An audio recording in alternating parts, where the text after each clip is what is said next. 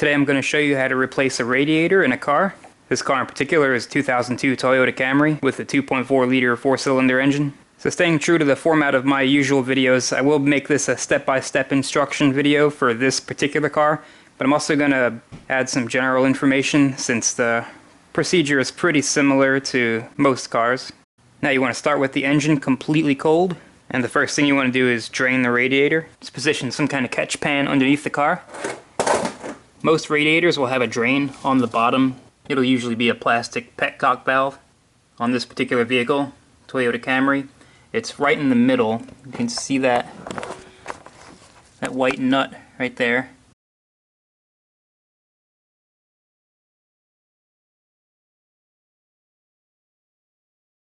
You just rotate that. If your car's radiator does not have a drain valve, then you'll just have to disconnect the lower radiator hose. It's going to be messy, but that's pretty much the only way you have to drain it. So let's get this on that.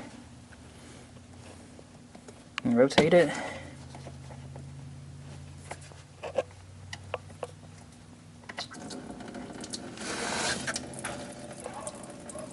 And the coolant usually drains faster if you take the cap off the radiator. That way it has some air to replace the coolant. So while it's draining, you can go ahead and start unbolting the radiator. On this particular car, you have to remove this top plate here, but start by removing this air intake scoop. These are 10mm bolts.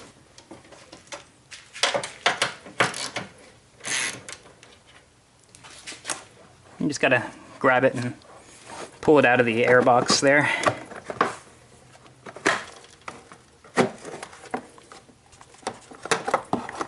Just like that. Now go ahead and start unbolting the plate itself.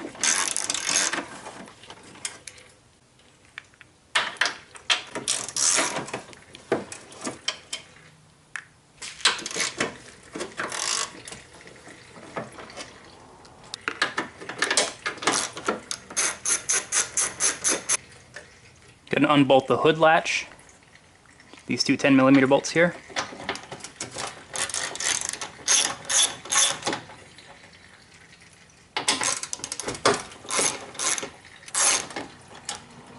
You have to remove this little middle bolt here. You can see you don't have very much access to get on it with a socket, so just go ahead and get a regular wrench, 10mm wrench, and just work it out of there.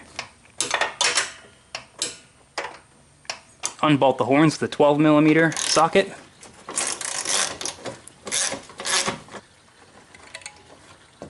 You can just disconnect these, just push in this black tab here, pull it out.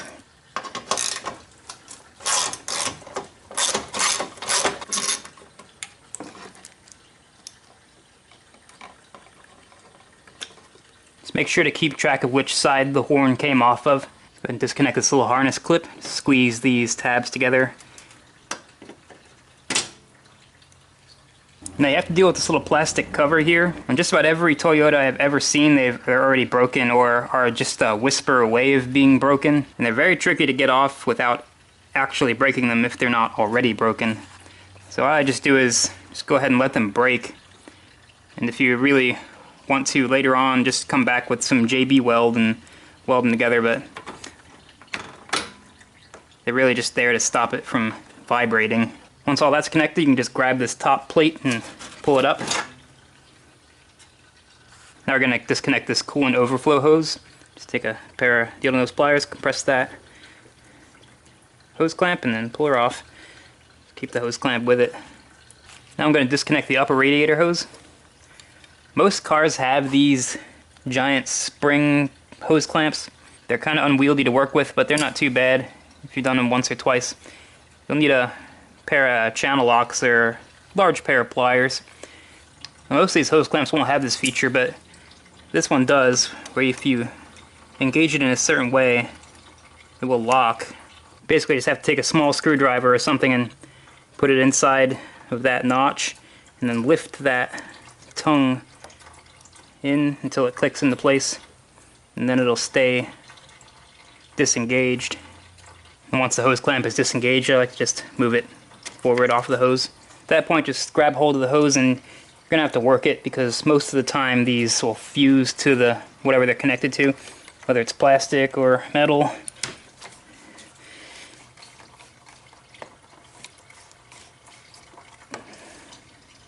Alright, just set that out of the way somewhere. Now go ahead and disconnect the radiator fans. You've got these two connectors on the side here. There's a black tab that you have to press in right here. It's a big beefy connector that's probably never been disconnected before, so usually fights you, but that one wasn't too bad. And then go ahead and do the same thing for that smaller connector. And this hood latch switch harness is part of the cooling fan harness, so you also have to remove that. Just press down on this tab here. If it's stuck, a little WD-40 helps.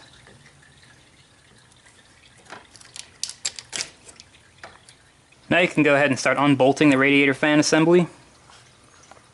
It's held in with three 10mm bolts along the top.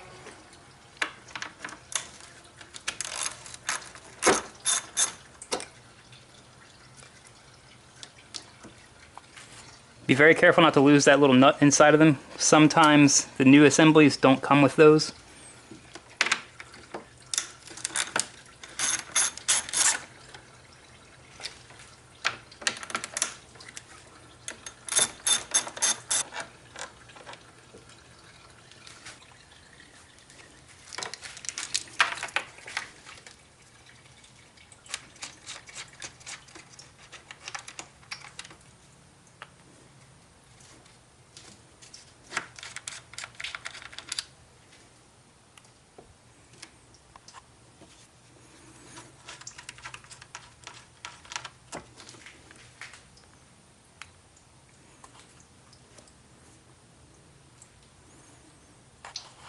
At that point, you can just grab the fan assembly and try to work it out. You gotta usually maneuver it past everything and anything.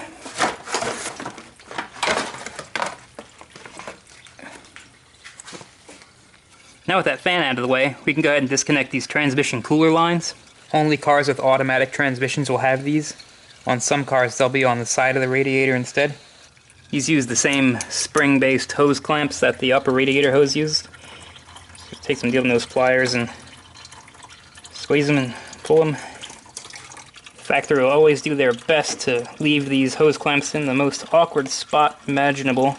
You can alternatively just disconnect them from the transmission here. That's a pretty nice option on this car, but that's not going to be an option on every car. If they're in an awkward spot, sometimes you can carefully rotate them.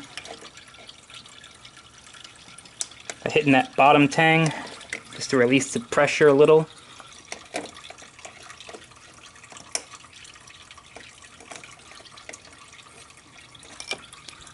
Doesn't necessarily have to stay on the hose as long as it's not holding tension anymore. And you are going to get transmission fluid coming out of these lines, so make sure you position your catch can to catch hopefully most of it. Now same deal as the upper radiator hose, these are most likely going to be fused on. So you're going to have to grab and twist and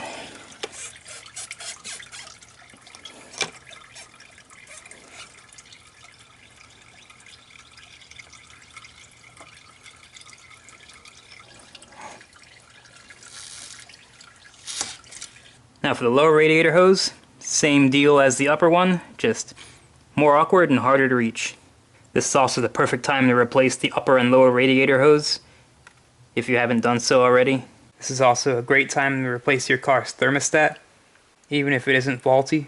The location of the thermostat is going to depend upon the type of engine that you have, but they're typically located inside the water necks where one of the radiator hoses attaches to the engine.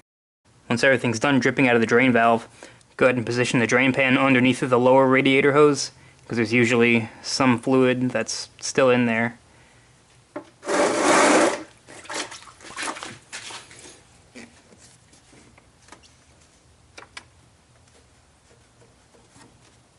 On some cars, you also have to disconnect the AC condenser coil, because they're usually married to the radiator.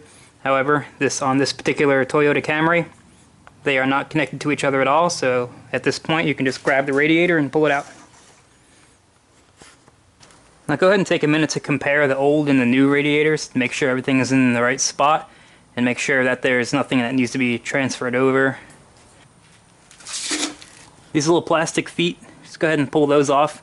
You're going to set those back inside the lower core support. Right here. And here. At this point, just go ahead and lower the new radiator into position.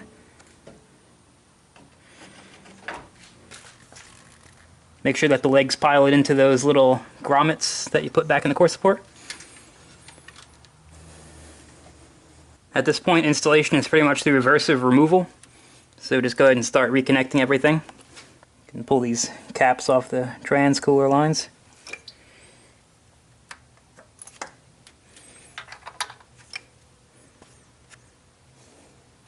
Get that in position. You can also use a larger pair of pliers on these hose clamps too. There is a special tool you can buy to make short work of these. So if you do a lot of these, it's worth it to buy that tool. I'll put a link in the video description where you can buy one.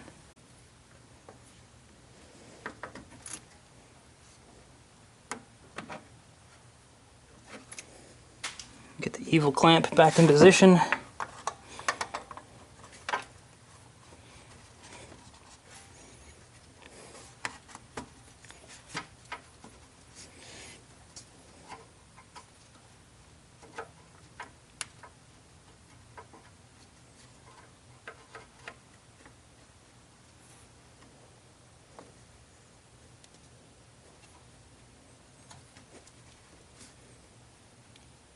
Make sure the hose is on as far as it'll go. You can just go ahead and set the clamp. To set the clamp, you just release the little tang there. Just like that. Just make sure it's on good.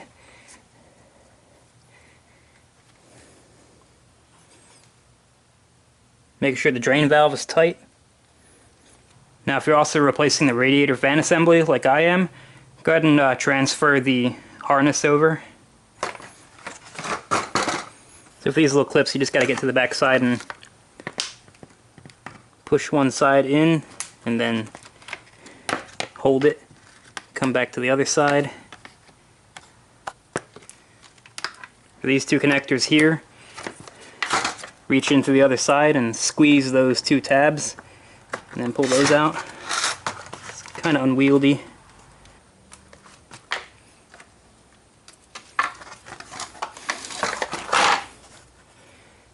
Final one, just grab it, pull it off. Now notice a subtle difference that's hopefully not that subtle, but on this fan assembly it has a harness, whereas on the old one it has a connector there.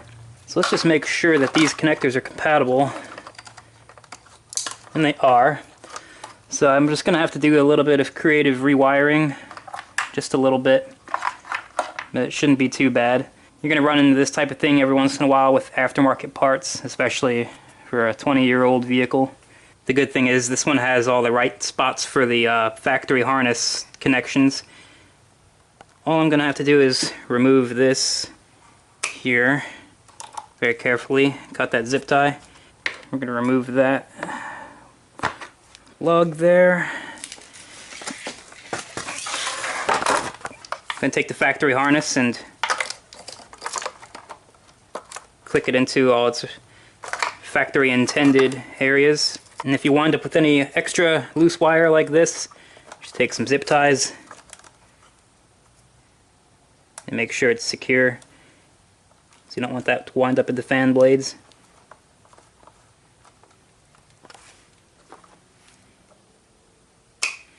I should note that on most vehicles you don't have to do all this fiddling with the harness. In most cases the harness is just a plug and play operation. But these Toyota cars use this split harness thing, so there's some fiddling to do. Alright, now we're ready to install it in the car. Okay, so these bottom lugs here on the fan have to pilot into the lugs on the radiator. Just go ahead and carefully lower it in.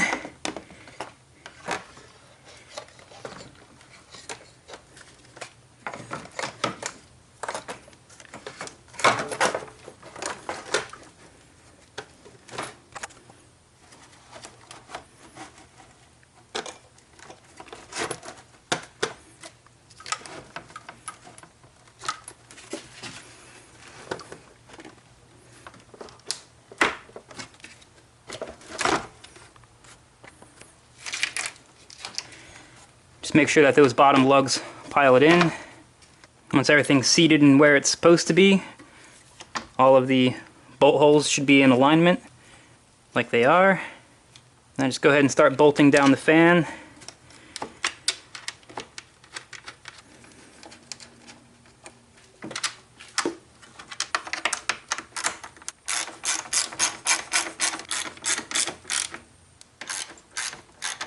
Now, since the original fastener was missing here, I'm just gonna replace it with a zip tie.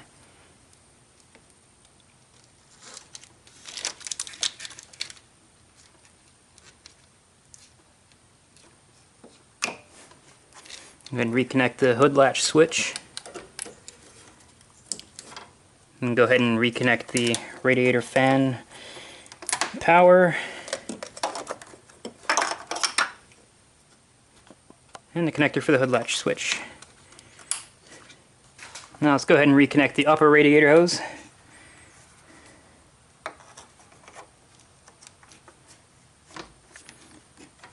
Go ahead and release this clamp.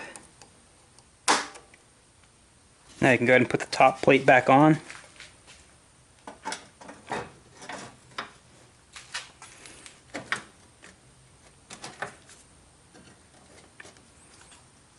You gotta kind of fiddle with it a little bit, but it goes into place pretty easily. Reinstall the overflow hose.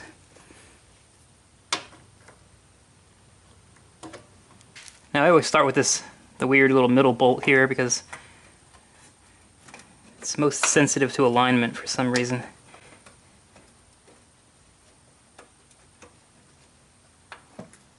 And sometimes you gotta wiggle and shake the top plate to get it in the position so that this will thread on.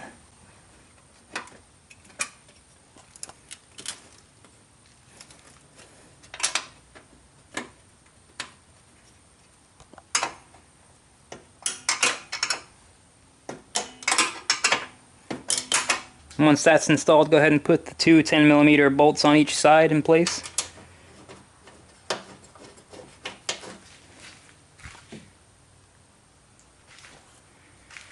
I like to get them all started before I tighten any one down. That way, in case this thing moves, you don't have a lot of alignment problems.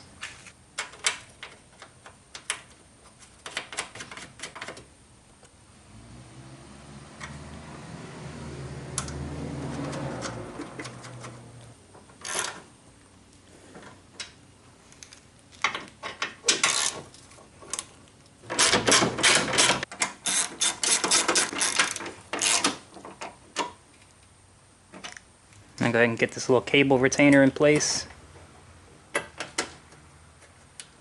All that does is hold the hood latch cable away from the condenser coil. Now install the two 10mm bolts for the hood latch.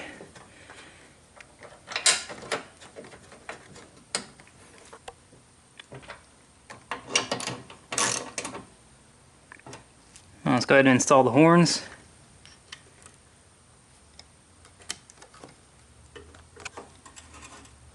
That 12mm bolt.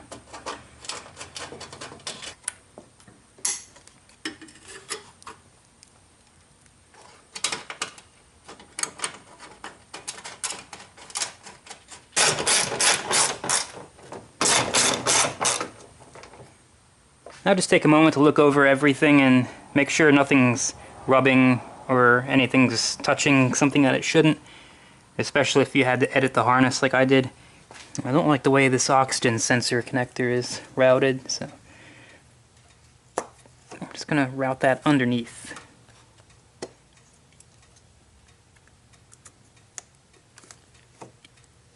Because anytime you have anything rubbing against a hose or a wire, eventually that's going to rub through. You'd be surprised how abrasive materials can be that you wouldn't expect to be abrasive at all.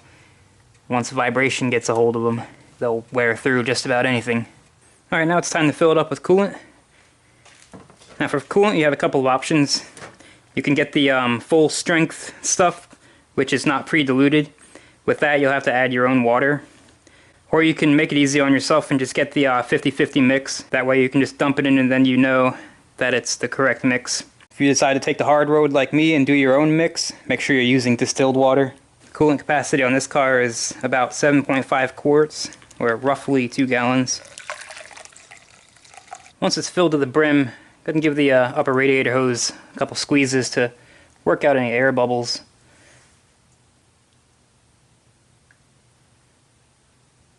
Now with the radiator cap off, go ahead and start the engine. And what you're going to do is let the engine run for 30 seconds or so, just enough to get the coolant circulating and work any air out of the engine.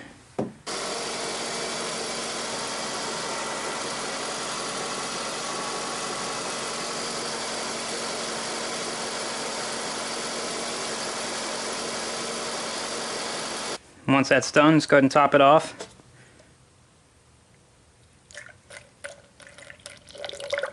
Now just go ahead and put the radiator cap on, and always use a new radiator cap, because they're so cheap, and if they're faulty, then you're just going to crack your brand new radiator. Radiator caps are designed to relieve pressure when it gets too high.